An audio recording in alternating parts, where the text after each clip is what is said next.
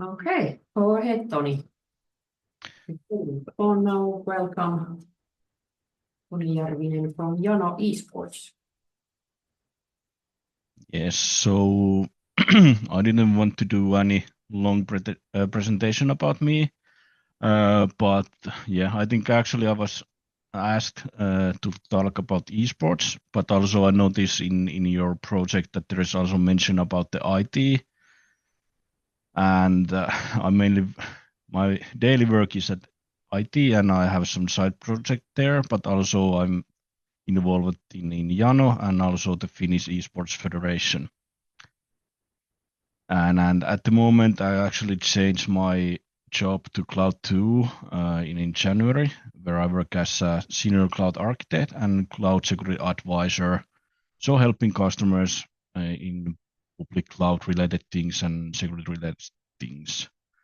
Then we have been running own IT company for 10 years now, called Gatecom. It's now more like side project where we are actually developing at the moment a mobile app which is involved in sports and also esports.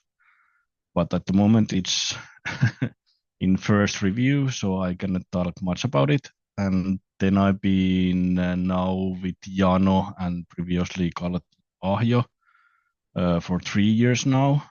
And then I'm on second year of board member of Finnish Esports Federation. And also beginning of this year, I started managing the financial parts of the federation.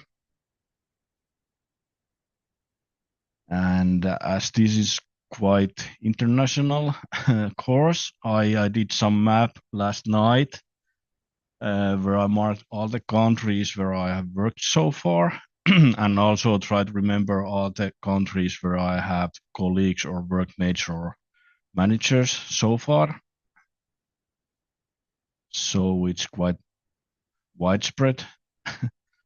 And then I did one quick about the esports. So at the moment we have Jano playing Counter-Strike, and there is some past tournament history so far. And then also added about our female national team in Counter-Strike, which I was involved last year as choosing the players for the team, and they are now back-to-back Nordic Championship team at the moment. And other countries were Sweden, Norway, and Denmark. And that is the short info about me. And I guess it's then feel free to ask or anything related to these topics if you have something in your mind. I think if I just ask you a few questions first, Yep. so I leave the recording on for that, and then I can turn it off so you Yep. have That's fine. questions without being recorded. Well, Yeah. first to hear that you can talk to us also about IT in general. Yeah. Can you briefly tell us what does cloud architect do? I know there's a few of my students, and we are using Azure for hosting microservices, Yep. APIs, databases, and such. What does cloud architect do? Well, mainly I'm involved in Azure. Then there is Amazon and Google, but I'm not involved in those. So basically, I help daily basis customers in how to implement things to the Azure, how things should be there, and what has changed, and so on, because it's constantly developing and changing. So I'm doing the job for the customers that they get the best out of it, and also they are utilizing its best possible way. Yeah, okay. Well, there has been a lot of talk about cloud in the recent years. Nowadays, maybe more about AI. But what do you think? What are the the most in-demand skills in ICT at the moment? Well, it's it's interesting question. I've been working in IT for past 20 years now, and every now and then I can see these same things coming up with a little bit different name.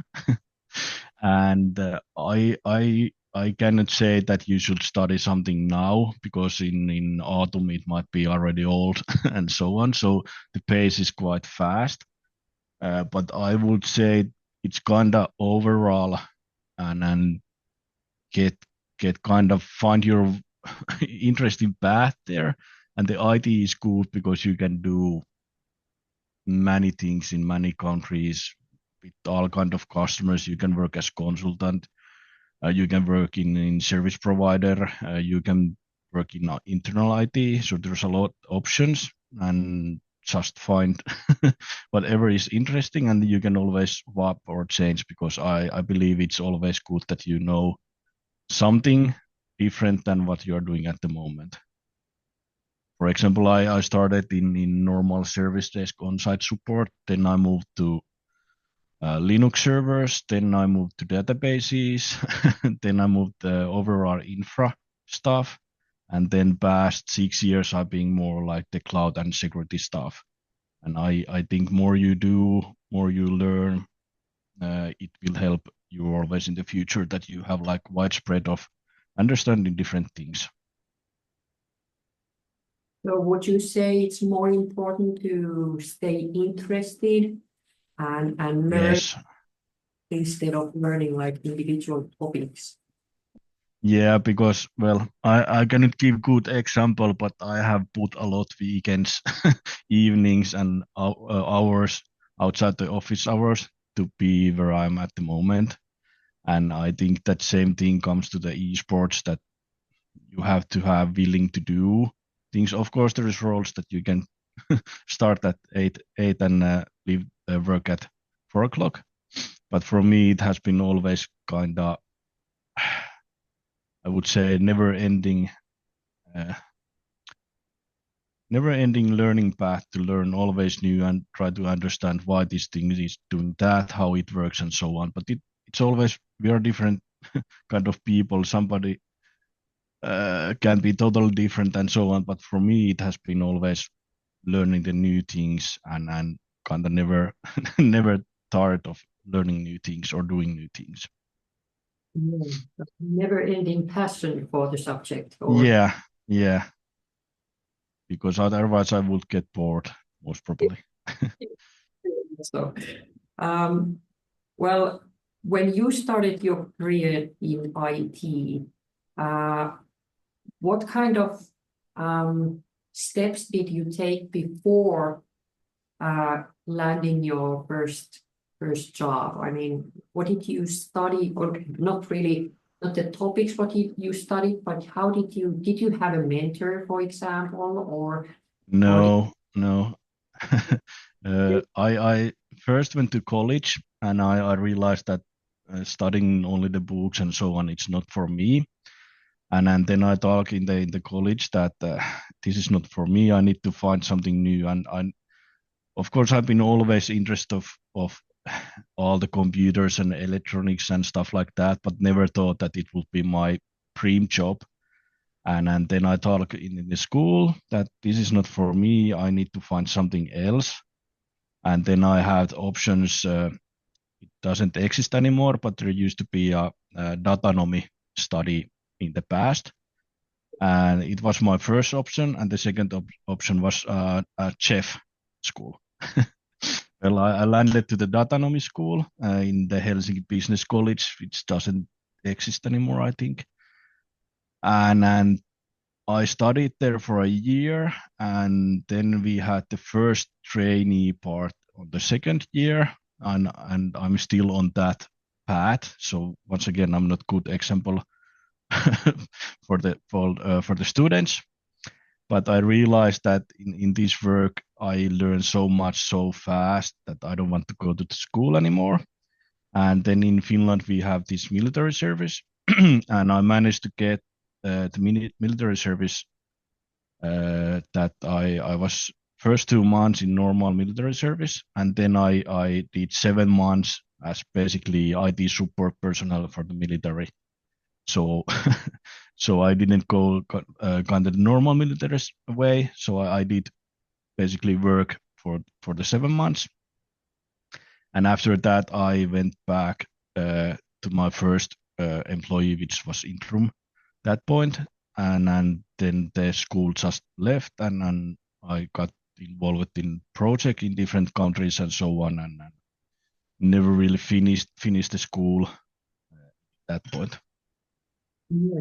But it was more like more like I would say maybe bit luck that I found the IT and found myself there, because I well I would say my life would be totally different if I would end up as a chef.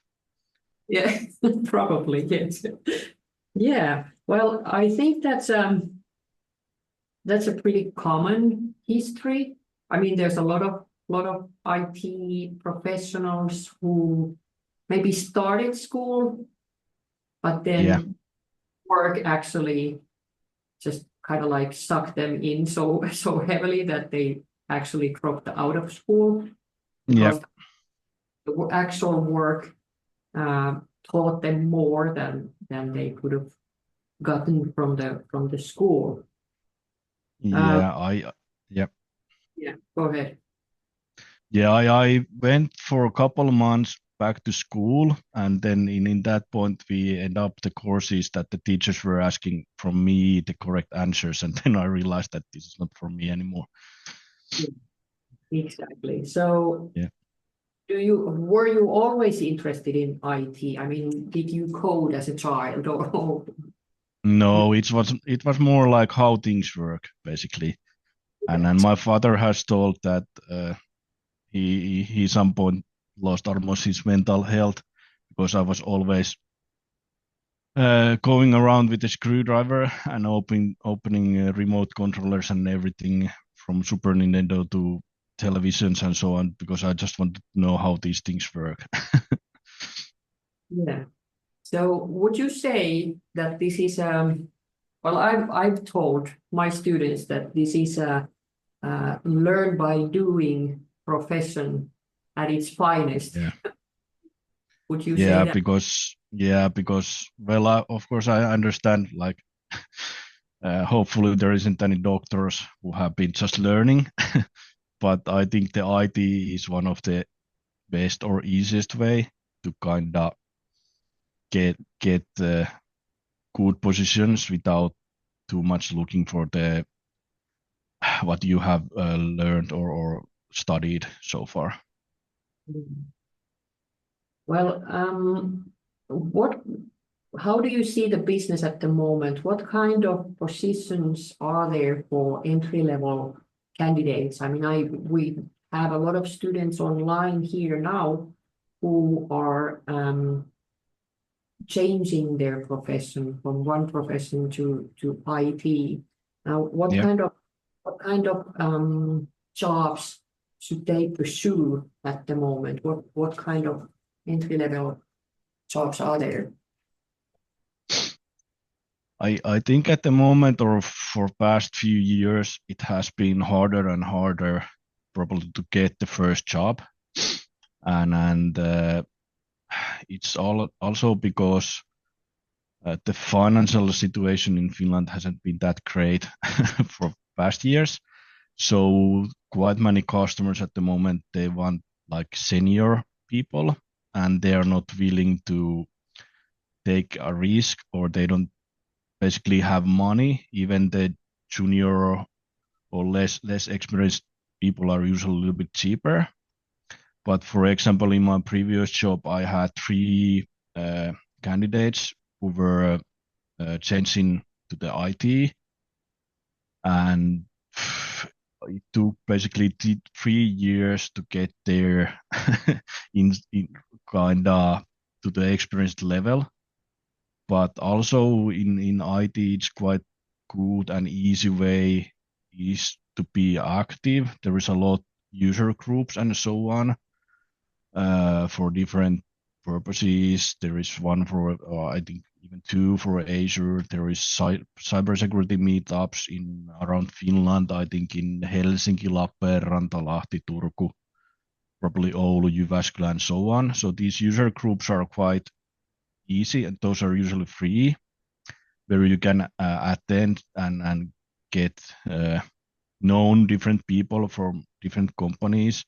Because I know that if you apply any IT company without much experience and so on, it's really hard to kind of get out from the mass, because it's huge amount of applicants what these companies find out. But if you know somebody there, it's a lot easier probably to get the first step and get your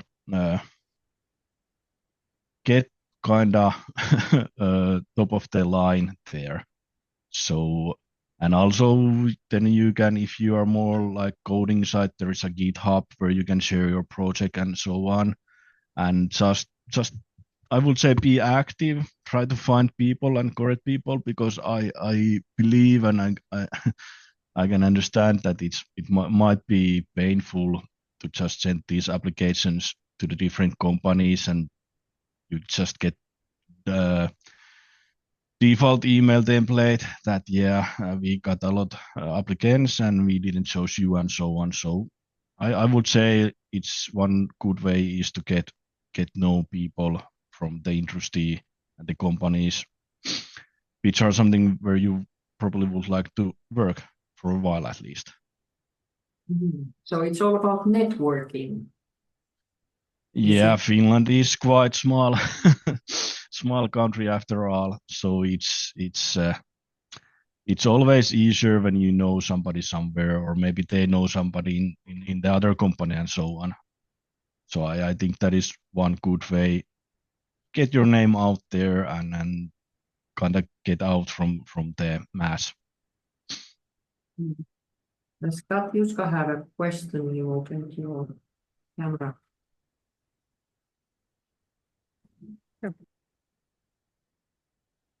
Can I ask? I was thinking when Toni was talking that do you think it would be good to, when you're starting your career in IT and trying to find the first job, do you think it would be good to concentrate in some like one topic, like for example Azure or SAP or some kind of like system or topic like that, and study a lot about that, and then try to find a job concerning that? Or is it just good to like study all kinds of things? Well, I think at least your life gets busier if you try to learn everything. But I wouldn't say that, for example, the Azure and SAP would kind of most of the SAP environments are running in Azure in Finland, so I don't see why not to learn both of these. And the SAP thing is good thing that there is quite a lot of money, so probably you get quite good salary there. But it doesn't kind of close up the Azure or AWS or anything else. But I would say choose one kind of public cloud platform, and then think about, is it more like something like web related, or is it more like system specific like CRM or SAP or any other ERP system, or would it be like data or maybe even the cybersecurity? And then you get kind of umbrella around the things. Yeah. And then there is Okay, always like in Azure, you can be more like infra side, like developer side, or web publishing or whatever. So there's a lot of options. So I would say try to find 2 or 3 different things, and maybe you can combine those together. Yeah. Okay, thanks. What do you think about the certificates, for example, of Azure? There's a lot of Microsoft certificates you can do. Are those good? Yeah, well, once again, I'm bad example, but those are good, especially if you're new in the industry. So it's something that proves that at least you have clue about the things and you have done this. And also the IT companies, especially the service providers and consultant companies, they need to have a certain amount of these certificates so they can gain a different level of partnerships. For example, with Microsoft, you have to have these and these. So it might be in a good luck that they're missing some certificate what you have, and then you might get kind of top of the line because you have already this, and it will help the company to gain, for example, next level of the partnership with Microsoft or Google or AWS or something else. So yeah, those are good to do and have.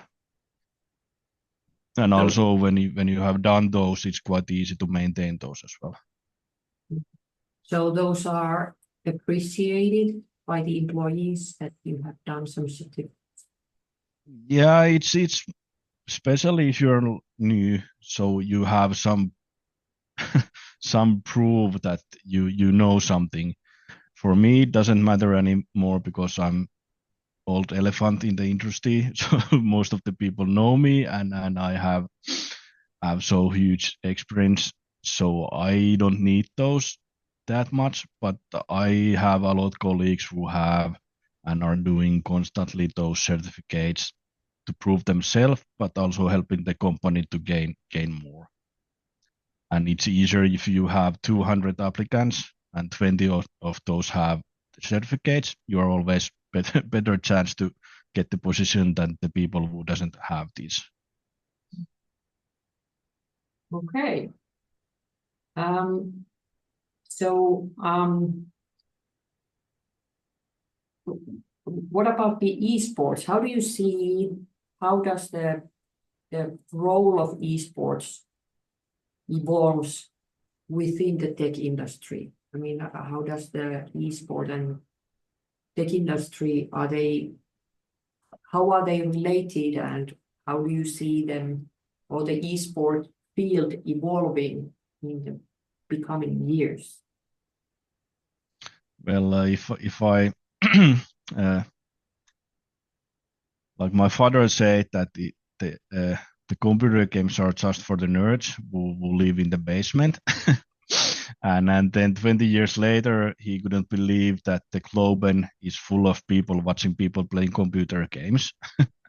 So I would say those are quite related. That I would say quite many people who play computer games are working also in IT or somehow interested of that. Of course, there is people who are not interested of that, but those are quite related. I would say that I would say probably 90% of the IT people who have I have met so far have been playing in some point or still playing computer games. Of course, esports is a little bit different. That it's more like, for example, our team trains 12 hours every day, and sometimes less if they have games and so on, or matches. So yeah, those are related. But but also I think one big problem in the esports industry is that there isn't much people outside of the bubble. I would say that there will. I wish there would be more people from marketing, sales, all kind of different places to kind of break up the industry and get more professional and kind of more mature, because it's quite new industry. And I would say there has been like 10, 15 years professionals what comes to the salaries and so on, but a lot more like hobby based things. And of course, they are competing with all the traditional sports in Finland with the football, floorball, ice hockey, and so on. So it's also hard. Yeah, you said you train 12 hours a day. Yeah. What do you train? How do you train? Is it just Well, at the moment, our team, they have a coach and they have daily routines. Basically, they have a calendar. Usually it starts around the midday. They have some more like theory, so they're learning tactics, different maps, and so on. Then they might have practice games. Then they have a kind of lunch break. Then they do repeat the practice games. Then they have more theory. Then they might have official games. Sometimes two matches in the evening and so on. So they want to be professionals and they are doing stuff to get that point. yeah? Do you have any like physical training or how to eat healthy? Well, yeah, the bigger teams, I think maybe in Finland it's only ends, but the bigger teams uh, outside of Finland, they have mental coaches, they have physical trainers, personal trainers, and so on. But our team is quite well experienced at the moment, so they handle these things by themselves, basically. But they know that they shouldn't have two large pizzas before the game and so on, at least. Well, about that, you also said that this is more than a job or more than a hobby. It's kind of like a lifestyle. I would. Yeah, It's more about your enthusiasm to the industry, and you are self-learned just by your interest in the field. What advice would you have for the student how to maintain a healthy work-life balance in working in tech? I know that it easily sucks you in, and if not nothing else, you actually do play games at night if you are not like. yeah. Well, I think I have learned the hard way because I think my personal record is that I spent almost 250 nights in a year in different hotels and traveling constantly around the Europe and so on. And then I have done like really long work days and so on. And I wouldn't do some things again. I have learned, but also for me because I of course in all overall in your life you get the highs, you get the lows and so on. But for example, me, I have basically now at the moment four jobs. But basically, I wake up at six every morning. I go to the gym or I go to play ice hockey. Then I start my working day, and I try to finish everything before six o'clock in the evening. But of course, I have lunch break and doing different stuff and so on. But it works for me. I have spare time. I can watch TVs, play computer games, go to somewhere else. But it's more like balancing because for me, I've been always kind of bad that if I have some project, for example, in the work, I try to finish it in the same day, even it's like it should be 3 months long project.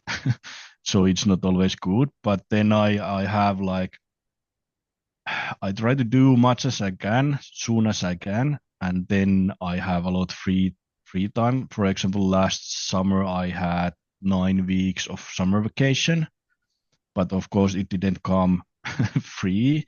But for me, it works better that I push the limit and do much as I can, and then I rest longer time. Does it make any sense? Yeah. So you kind of like make your own working hours. Yeah, yeah. and It's and more. sometimes I do more, sometimes I do less, but I go more like with the feeling and the flow and what I have on the table at the moment. But Yeah. I don't feel stressed at nights when I go to bed or anything else. It's for me it's more like conquering, learning and trying different things and I can say to myself that well job well done basically. Well, how do you see the diversity of ICT, or especially I think in esports, the image of esports, at least for outsiders, is more like it's for guys.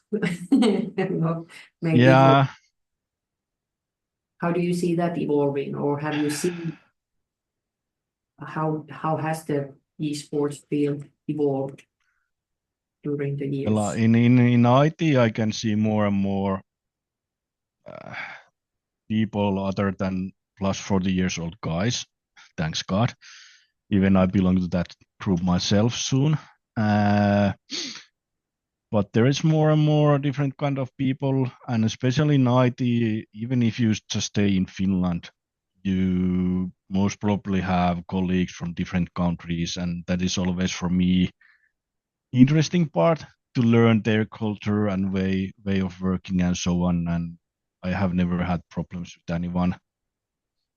But esports is more, it needs more more work to do. Uh, like say that, well, basically in my dreams, I wouldn't want to see just the female and male or other teams. I would like to see just the best players, no matter where are you from, what are you doing, whatever. So I would like to see kind of mixed teams, but at the moment it's more like the guys are playing guys games, and then there is female teams playing female tournaments and so on. Even though now they have changed rules and there is this Imperial playing Counter-Strike, and their female team was first team to get involved in like A tier or super tier tournament, and they played really well. So hopefully that will change a little bit things and shake up things, that it doesn't need to be always as has been for past 15 years. But yeah, it's more and more, and I have some friends who are females, and they don't want to, or they cannot play any online games if they don't get full team of friends, because it's really toxic, and I don't know how to change it, but you can look around in social media what kind of comments or feedbacks they get just playing the computer game, and I don't know what to do with that. But hopefully time will fix at least some of the problems.